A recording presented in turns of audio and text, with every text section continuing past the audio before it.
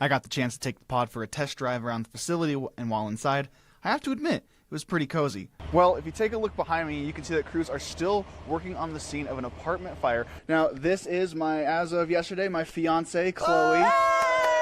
Kona found the morning birds trying to get the worm. What's coming up next for these students is actually right behind me. So you can see this massive plot of land right here with the huge hole. Well, this is actually the site for the next high school house. Some of the best things that you can do while you're out in public is to mask up. And if you are worried about those mosquitoes, well, I just keep a nice can of bug spray right on me whenever I'm out and about. Well, I'm right outside JC Park, and if you can see right here, there's basically a massive hole where the basketball courts actually used to be. If you're somebody who's been affected by the 10 cents a day library fee for not having an item turned in on time, well, you could take that 10-cent fee and say goodbye. Right here on the ground is we've still got some more of this hail that's beginning to melt off here. It's actually right behind me. It's this giant rainbow trout, which reminds me of the first time I ever came to Montana with my grandpa. I've got my Frisbee out here, and the sport itself is pretty simple.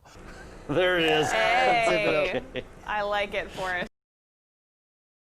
Good morning, and janitors have been given a wide range of tools that they are able to use to help keep the schools safe and clean for everybody who's getting ready to come back into them. And one of those tools I found out is definitely a little more interesting than the rest. Here, take a listen. He asked me, did you want anything if you got the job? And I said, I sure do. I says, I want a scooter. I says, if I'm gonna be traveling over a mile up and down hallways, I want to be able to scoot. This is Jeremy Haynes, although most people just call him Lee, the scooter guy. He's the first engineer on a team of people whose job has become getting East Middle School safe and clean so children can return for the new school year. We've done everything humanly possible. My crew has been absolutely unbelievable in the depth and strength in which they have worked. But they haven't been alone in these new challenges. GFPS supplied them with some futuristic tech to help clean literally every inch of the school. It took forever to wipe down and clean at that first initial shutdown. But with something like this, we'll be able to do what took us days in hours. Schools also got new scrubbers, big and small, to go along with the sprayers to make sure a 360-degree cleaning is possible multiple times a day. You know, I don't think that there's any one way you can make everybody safe, but you sure can cut it down, the likelihood of something bad happening. And that's exactly what we've been trying to do. So for all of you coming back to school this year, these cleaners are prepared and ready to scoot into action to keep you safe.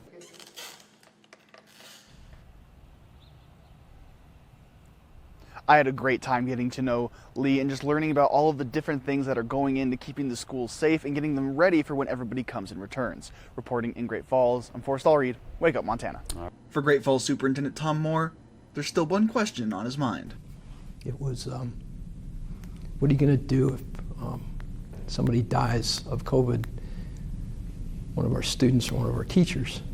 How are you going to handle that? It's a question with a weight that none of us would want to bear.